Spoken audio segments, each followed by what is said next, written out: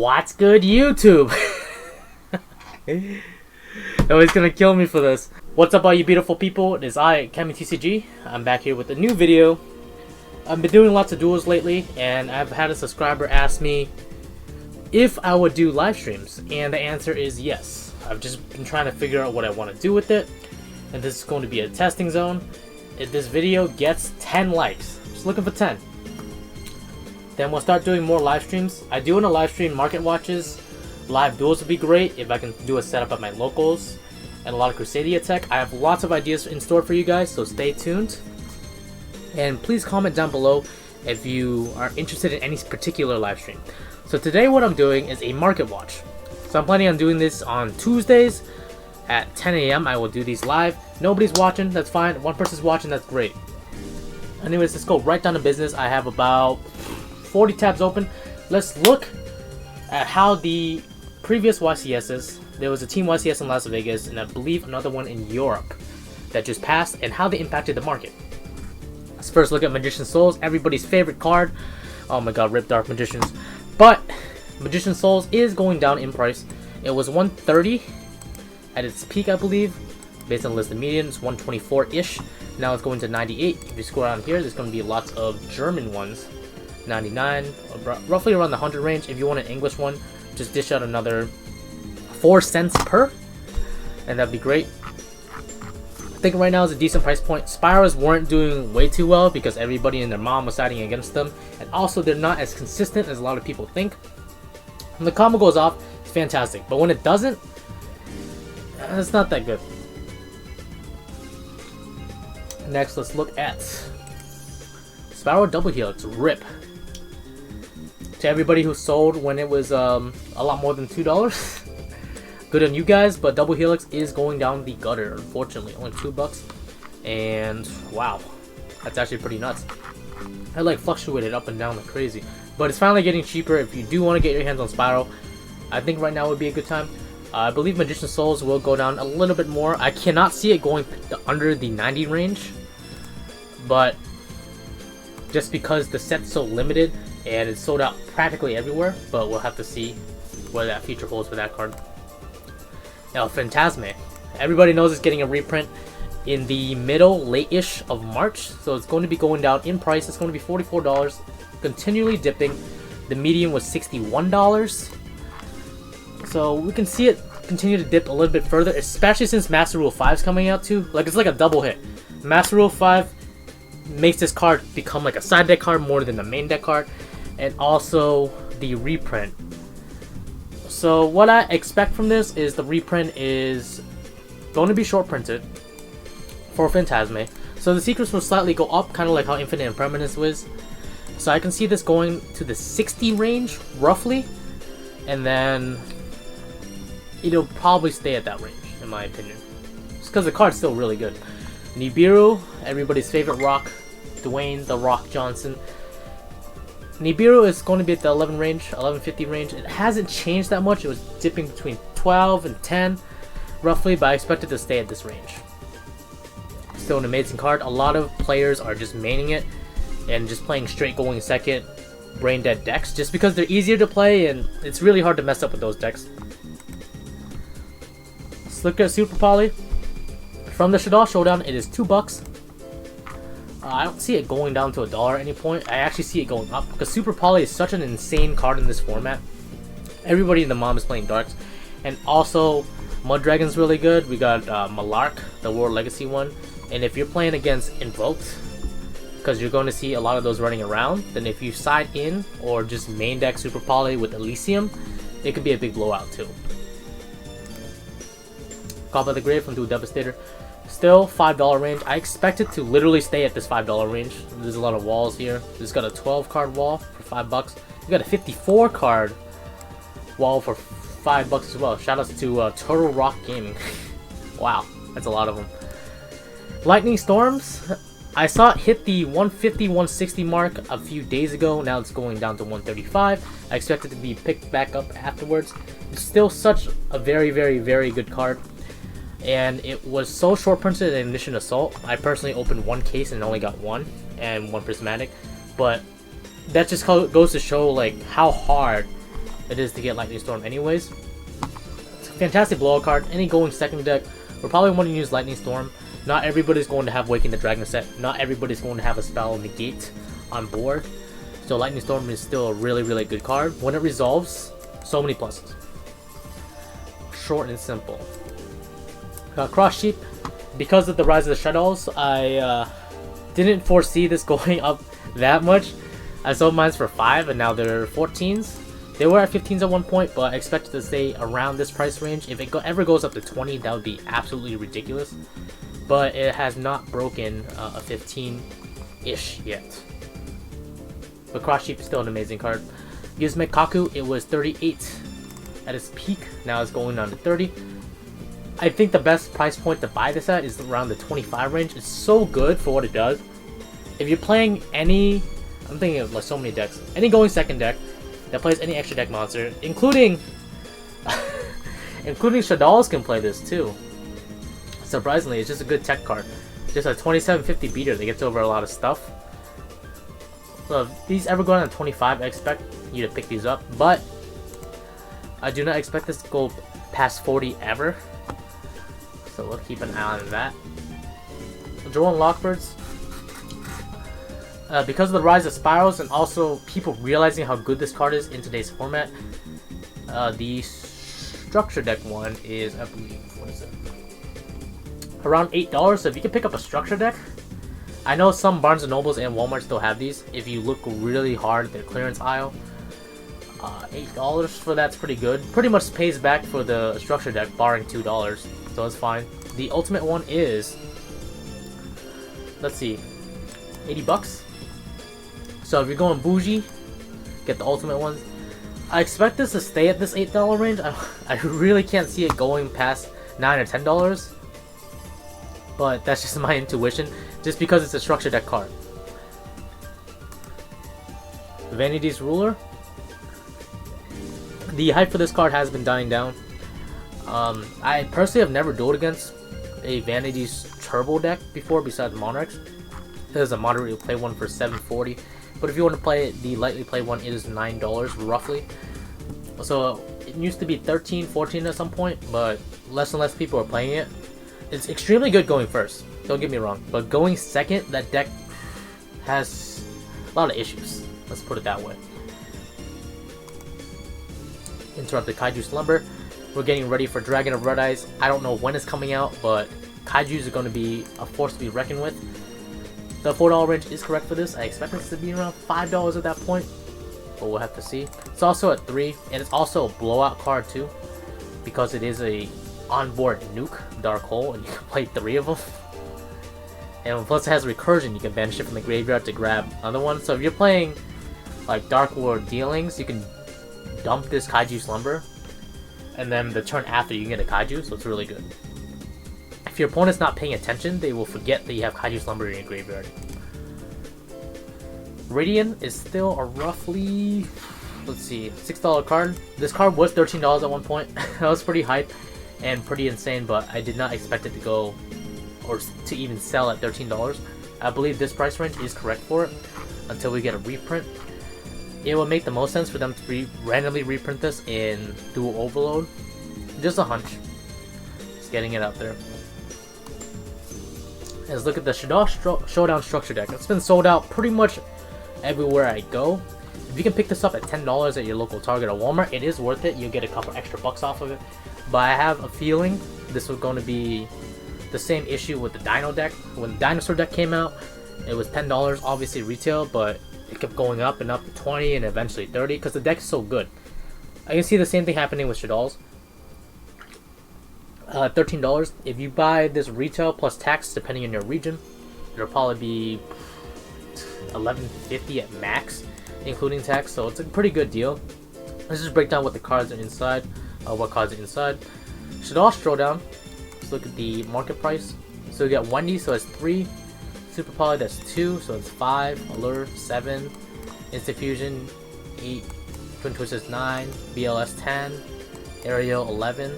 And so on and so forth. You're already making 11 off of those, let's see, 1, 2, 3, 4, 5, 6, 7 cards. So something to consider. You really want to pick this up. There's so many good reprints, honestly. Even if you're just getting into Yu-Gi-Oh! I don't know if anybody's watching this is getting into Yu-Gi-Oh! This is a really, really good value deck to pick up, even if you're not playing Shaddolls. Just because Super Poly, Allure, and Instant Fusion, and Twin Twisters, that's like dual Devastator stuff in there. Besides the Allures and Instant Fusion, so consider picking those up. Let's look at the Invoke stuff. Everybody's getting a boner over Invoked. So, we're going to go right into it. Let's see, Mechaba is... Let's see, we got a $12.99 listing. That's my listing, make sure you buy it off of me. Anyways, $17.99, so roughly $18. So not bad for Mechaba Secrets. And Fusion Enforcers, I'm pretty sure Fusion Enforcers is sold out everywhere too. Raging is $16, Purgatory Trio is $8, $9, Kaliga's $8. And everything else is roughly cheap. If you want to go budget, Mechaba is super budget, and Elysium is slowly climbing the ladder. I remember this being like a quarter card at one point, but Super Poly is good, man. Super Poly is good. Speaking of Invoke stuff, we got Invocation. Jesus Christ. $36 Super. You can find yourself Shadows and Valhalla packs at the clearance section of Walmart. Make sure you buy those. You can make a good amount of money off of that. If you're going bougie, we got the $90 Ultimates, and the secret ones at 45. Let's see, not 48. No way. Let's look at this. Smartly played. Secret ones are around 50. You might as well just buy the secret ones if it's only a $15 price difference. I expect the supers to go down harder than the secrets. Again, just my hunch. With Alistar stuff, Alistar is $4 secret. And Madness, oh man. Oh baby, Madness. $30. Yikes, that deck became expensive real fast. You used to be able to buy the whole core besides Madness for around $20 when Shadows of Valhalla came out. So, if you held on to it, good on you guys. With the Mech Knights, we got Blue Sky. We got $7 roughly. And I think these are roughly the same. Extreme Force should be the more expensive one because it's a pack.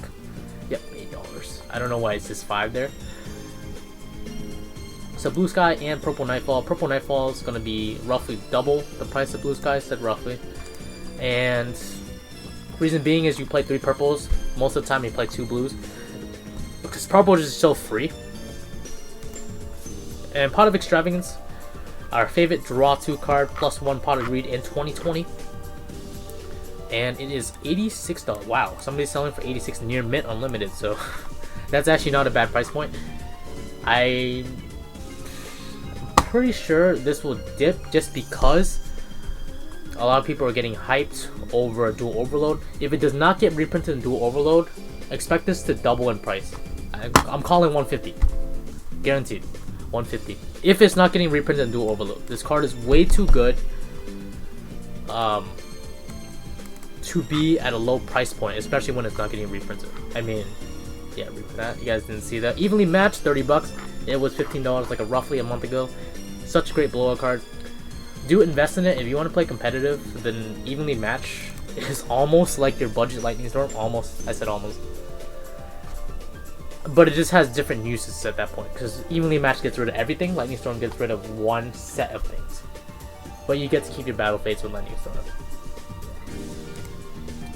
Sphere Mode, everybody's favorite Zac Efron with that meme. $5. Sounds about right. Ash Blossom. Oh boy, it's going up. $8 for Ash Blossom. Even the common ones are roughly $8. Wow.